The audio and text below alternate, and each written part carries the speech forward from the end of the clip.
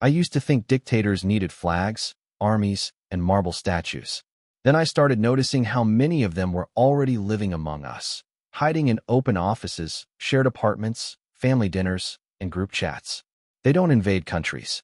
They invade schedules, furniture arrangements, and other people's nervous systems. They don't give speeches from balconies. They give speeches from swivel chairs, kitchen stools, and the passenger seat of your own car. The strange thing is, they almost never call it control. They call it standards, or culture, or respect. Sometimes they call it vibes. Sometimes they call it discipline. But it always feels the same when you're standing on the wrong side of it. Like your normal life has been quietly replaced by a set of invisible rules you never agreed to, enforced by someone who thinks the universe personally appointed the manager of reality. Once you start seeing them, you can't unsee them. The fitness coach who runs his gym like a monastery. The team lead who treats email like a throne room ritual. The friend who turns every shared plan into a loyalty test. The landlord who thinks your footsteps are a personal attack. They're everywhere, building tiny kingdoms out of other people's time. And the most unsettling part? Almost all of them genuinely believe they're doing you a favor. Here are a few of the ones I met. I worked at a startup that claimed it was flat hierarchy.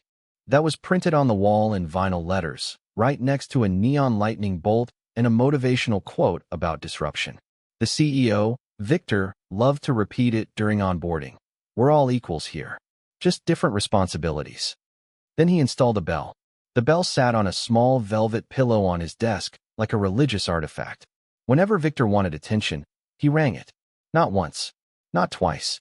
He rang it until the entire open space went quiet, like a classroom when the teacher raises a hand. The first time it happened, I thought there was a fire drill. What's the bell for? I asked my teammate, Lena. She didn't look up from her screen. It's for when he has a thought. A thought, apparently, was a group event. Victor stood up, slowly, like he was letting suspense build. Team, he said, stretching the word. I've had an insight. Nobody typed. Nobody whispered. One guy was mid-sip of coffee and froze with the mug halfway to his mouth. Victor walked to the whiteboard and drew a circle. Then another circle. Then an arrow. This, he said, tapping the first circle, is where we are. This, tapping the second, is where we're going. And this arrow is leadership. He turned and smiled like he'd just invented gravity. We clapped. Not because it was brilliant, but because nobody knew what else to do. Over time, the rituals multiplied. We weren't allowed to leave before Victor, even if our tasks were done. If you stood up to pack your bag at 6:01 p.m. and his office light was still on, he'd step out and say, "Half days already? Love the ambition." Then he'd go back inside and keep watching YouTube with the door open. Meetings started with what he called alignment moments. We had to stand in a circle and each say one thing we were grateful to Victor for that week. If someone said something vague like vision or guidance, he'd tilt his head and say, "Can you be more specific? I want to make sure you're really feeling it." One afternoon, a junior developer named Amir forgot to mute his mic during a video call and sighed when Victor started ringing the bell for the third time that day. Victor didn't yell. He smiled. "Amir," he said gently, "why don't you come here?" Amir walked over, looking like a kid called to the principal's office. "Tell me," Victor said. "Do you want to be here?" "Yes," Amir said. "Of course." "Then don't bring outside exhaustion into our ecosystem," Victor replied. Energy is contagious. He sent Amir home for the day to reset his mindset. The next week, Amir's desk was empty. At the farewell drinks Victor organized for himself, because he liked to celebrate milestones of leadership, he raised a glass and said, "Some people just can't handle excellence. That's okay. Empires aren't built by everyone." We clapped again, quietly, carefully, like people applauding in a room with very thin walls. After college, I moved into an apartment with 3 other people. On paper, we were equals. In reality, Maya was the Minister of Interior, Culture, and correct mug placement. The first sign was the binder. She placed it on the kitchen table like a peace treaty. "I made a few house guidelines," she said, smiling too brightly. "Just so we're all on the same page." It was 87 pages long. There were sections, chapters, an index. "Wait," my roommate Josh said, flipping through it. "Is this color-coded?" "Yes," Maya said proudly. "Green tabs are for shared spaces. Blue tabs are for personal conduct. Red tabs are for violations. Violations of what? I asked. Of harmony. The rules were impressive in their ambition. Only neutral-colored dishware was allowed in visible areas. Shoes had to be aligned by height and shade in the hallway. The living room was a contemplative zone, which meant no phone calls, no loud laughter, and absolutely no chaotic snacking. The worst part was quiet hour. Every day from 6:30 to 7:30 p.m., nobody was allowed to cook, shower, use the blender, or move with unnecessary urgency. Maya described it as a daily reset for the apartment's emotional climate. One evening, I came home late and accidentally opened the door at 6:42. Maya was already standing there. She didn't raise her voice. She didn't need to. "You broke quiet hour," she said, like a doctor delivering a diagnosis. I just walked in, I said. "I'm not even making noise." "You disrupted the transition," she replied. "Please write an incident reflection and put it in the tray." There was, in fact, a tray, labeled Reflections. When Josh left a red mug in the dish rack, Maya sent him a printed notice. Not an email, a printed notice. She slid it under his door. "Failure to comply with visual standards creates emotional clutter," it read. "Please review section 4. 3. He laughed. She did not. The final straw was the couch incident. I bought a small throw pillow. Blue. Not even a loud blue. A tired, polite blue. Maya stared at it like it was radioactive. "That doesn't align," she said. "It's a pillow," I said. "It's a signal," she corrected. "And it's not one we agreed on." That night, there was a meeting. An actual meeting. With an agenda. She proposed a vote on whether personal decorative items should be pre-approved. Josh moved out 2 weeks later. I followed a month after that. Maya sent us both a farewell message thanking us for participating in the experiment of structured living. I think she genuinely believed she'd been running a small, fragile civilization. All I knew was that my new apartment felt incredibly luxurious, mostly because I could walk in at 6:42 without submitting paperwork. I took a job in a small, trendy restaurant that advertised itself as experience-driven dining. The chef, Roland, didn't just run the kitchen. He curated it. That's the word he used, like we were all part of a museum exhibit called Other People's Stress. Roland referred to himself in the third person. "The chef believes this dish should be felt, not tasted," he'd say, standing with his arms crossed like a disappointed statue. We weren't allowed to season food. Only Roland was permitted to touch salt and pepper. He kept them in small glass jars on a separate shelf, like sacred objects. If someone asked for extra seasoning, Roland would go to the table personally. One night, a customer said, "It's a bit bland." Roland smiled. "Your tongue is early in its journey," he replied. "Give it time." In the kitchen, we had to move quietly. Not for efficiency, for atmosphere. "The chef works best when the room respects silence," he said, even though the room was full of boiling pans and screaming timers. The rules kept getting stranger. We had to stand a certain way during service. Shoulders back, chins up. Posture affects flavor, Roland insisted. When a dishwasher named Nico caught the flu and leaned against the counter for a second, Roland called him into the office. "Your body language is telling the food it's tired," Roland said. "That's unacceptable." Nico got sent home with a warning about energetic negligence. The breaking point came when a health inspector showed up. Roland followed her around, explaining that his aura protocol eliminated the need for certain procedures. When she pointed out a temperature violation, he said, "The chef has designed a thermal narrative. Bacteria cannot survive good storytelling." We were shut down for 2 days. Roland held a staff meeting to explain that the system was afraid of him. "True vision always scares small minds," he said. Then he announced a new rule. Everyone had to write a 1-page statement about what working under him had taught them spiritually. I quit before I had to turn mine in. On my last day, he shook my hand and said, "The chef hopes you find a place worthy of your potential." I did. It had salt shakers on every table, and nobody talked about narratives. Here's the pattern I started noticing. None of these people had real empires. They had rooms, offices, apartments, kitchens, very limited territory. And yet, within those borders, they behaved like absolute rulers. Real power is complicated. It comes with rules, resistance, and consequences. Small power is cheap. It costs nothing to declare yourself the center of a tiny universe and start making other people orbit you. You don't need an army. You just need a bell, a binder, or a set of standards that only you get to interpret. What they're really addicted to isn't order. It's proof. Proof that other adults will change their behavior because of your mood, your taste, your schedule. Proof that you matter enough to rearrange someone else's day. And the more ordinary their kingdom, the harder they seem to squeeze it. A startup becomes an empire. An apartment becomes a state. A restaurant becomes a temple. Not because the world demands it, but because their ego does. The scariest part isn't that they believe they're special. It's how often everyone else quietly plays along, just to get through the day. At one of my office jobs, the manager, Brian, had a laminated calendar taped to his door. It wasn't for deadlines. It was for him. Every morning, before you were allowed to knock, you had to check what persona he had chosen for the day. There were symbols instead of words, like a horoscope for human resources. A lion meant decisive leadership mode. A scale meant analytical mode. A light bulb meant creative visionary mode. There were others. A storm cloud. A mountain. Once, inexplicably, a chess knight. On lion days, we weren't allowed to make eye contact unless spoken to. On scale days, we had to bring data for every sentence, even small talk.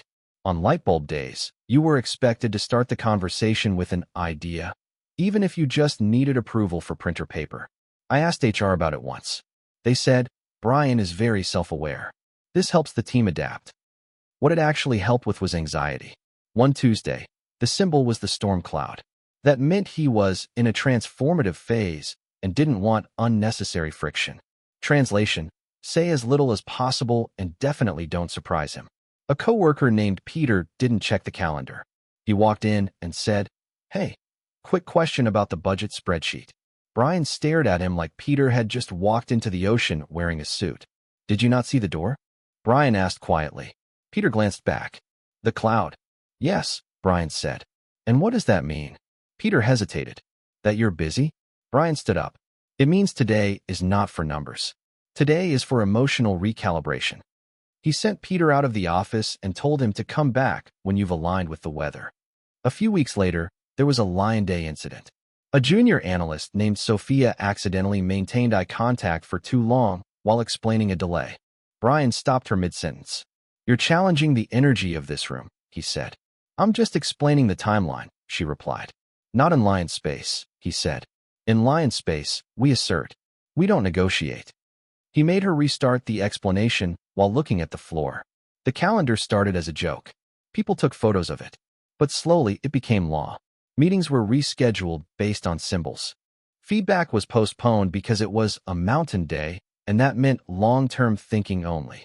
Someone even got written up for ignoring the light bulb. When Brian finally fired someone, he told HR it was because the employee failed to respect the internal climate. I realized I was planning my sentences based on a cartoon lion taped to a door. That's when I started sending out resumes. Not because of the calendar itself, but because it worked. We were all adjusting our behavior to protect one man's moods and calling it culture. My cousin married a man named Eric who loved two things: productivity apps and feeling in charge.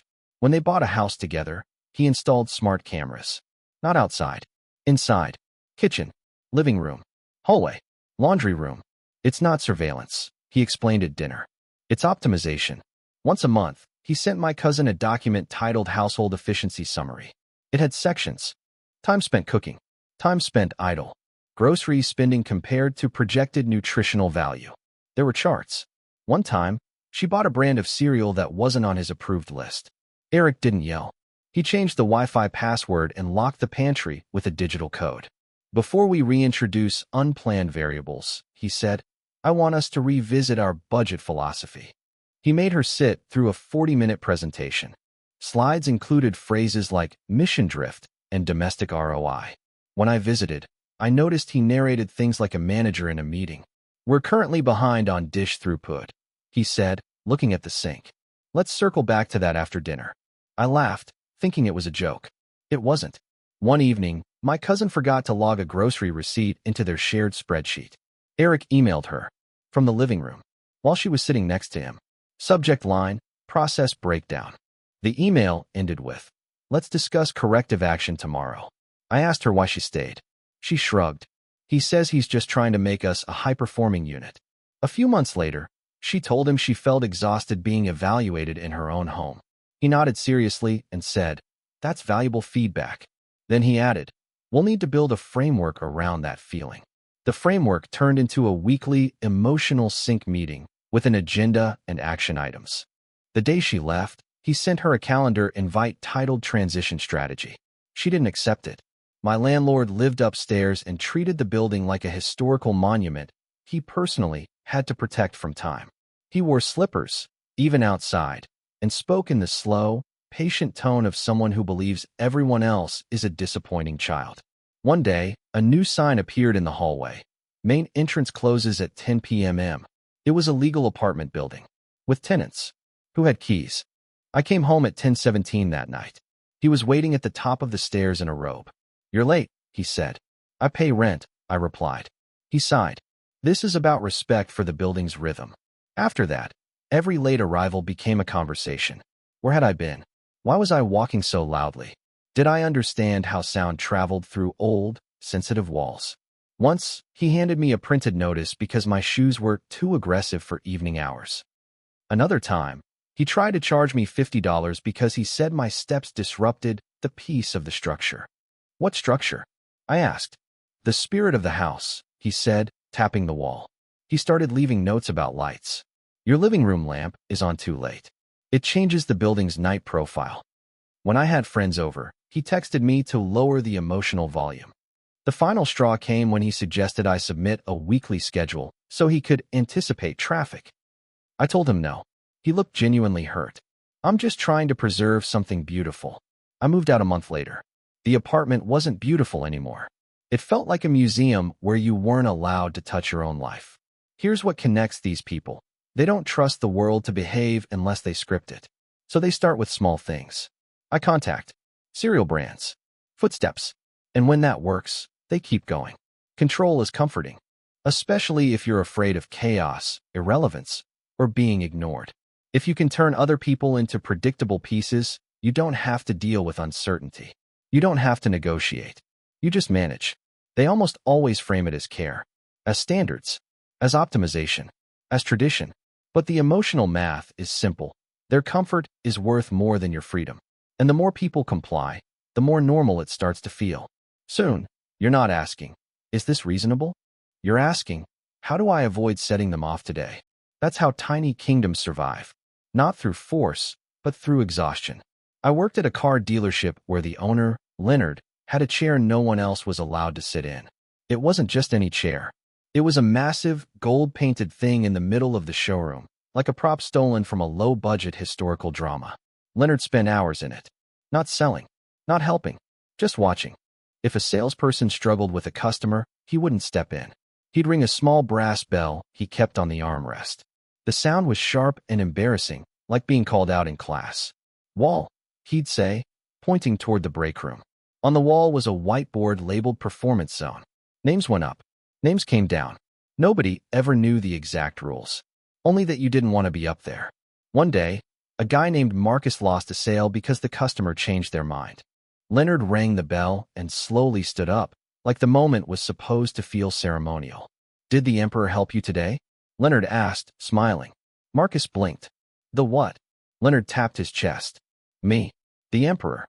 You should have come sooner." He wrote Marcus's name on the board in thick marker and circled it twice. At weekly meetings, Leonard gave speeches about hunger and dominance. He compared selling cars to conquest. "Rome wasn't built by people who went home on time," he said, sitting back down in the chair like it was a throne. "The best salespeople kept quitting." Leonard blamed weak character. On my last day, I watched him sitting alone in the golden chair, ringing the bell for no one. The showroom was quiet. Too quiet. For the first time, it looked less like a throne and more like a very expensive, very lonely mistake. I once dated someone who insisted on approving every message I sent. Not just important ones. All of them. Friends. Family. Group chats about pizza. She said it was because she was better with words and wanted to protect the integrity of our shared narrative. If I sent a text without showing her first, she didn't yell. She went silent. For days. "You broke the transparency of our bond," she said once, staring past me like I'd disappointed a council of elders.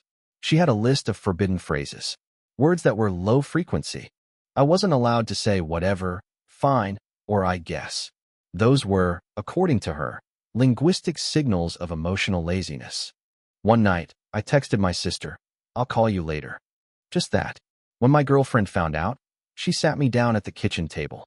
"Why did you choose those words?" she asked. "Because I'll call her later," I said. She wrote something in a notebook. "We need to unpack your impulse toward unilateral communication." The relationship slowly turned into a series of reviews.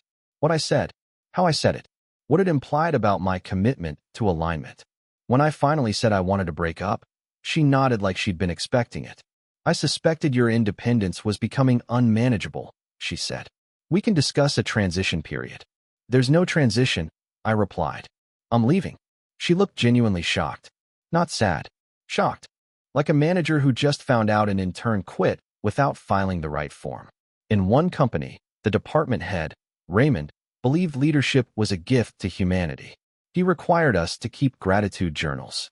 Not general ones. Journals specifically about things he had taught us. Every Monday, we had to read one entry out loud. If someone repeated a point someone else had already made, Raymond frowned. "That tells me you're not reflecting deeply enough." If an entry wasn't enthusiastic, he'd schedule a mentorship session. Those sessions were just 2 hours of him talking about his journey and comparing himself to famous visionaries. "I'm not saying I'm like Marcus Aurelius," he said once. "But the parallels are there." One employee wrote that Raymond had taught her the importance of clear communication. Raymond nodded. "Good start. But what else?" She hesitated. He wrote something down. She was laid off a month later. The journals didn't make anyone more grateful. They made everyone better at pretending. My grandmother has a literal book of laws for guests. When you arrive, you're handed a printed schedule. Wake up time, tea time, garden walking time. Phones are forbidden in her presence. They erode respect, she says. Once, my sister was caught texting her husband in the bathroom. My grandmother took her phone and locked it in a safe until the end of the visit. "This is for the good of the family unit," she said. Dinner that night was silent. Not peaceful, silent. By the time I started putting these stories together, I realized something uncomfortable. They all used different words, but they were selling the same idea. Order, standards, vision, optimization, tradition, culture, alignment, different packaging, same product. What they really wanted wasn't efficiency or harmony. It was certainty. A world that moved when they said move, paused when they felt tired, and rearranged itself to keep them from feeling small, ignored, or unnecessary. And here's the part nobody likes to admit. These systems only work because other people keep cooperating. We follow the rules to avoid conflict. We clap so meetings can end. We check the calendar on the door. We don't sit in the chair. We don't use the blue mug. We don't come home at 10:17. Not because it makes sense. Because it's easier than fighting a tiny king in a tiny kingdom who has nothing else to rule. The difference between leadership and control isn't volume. It's direction. One builds something people want to stay in. The other just builds higher walls and calls them standards. And once you've lived under enough of these small empires, you start to recognize the warning signs early. The bell, the binder, the calendar, the chair, the spreadsheet, the just trying to help speech. That's usually when it's time to leave. Not because you're weak, but because you finally remembered that your life isn't a department, a territory, or a resource to be optimized. It's not a kingdom, and you're not supposed to be anyone's subject.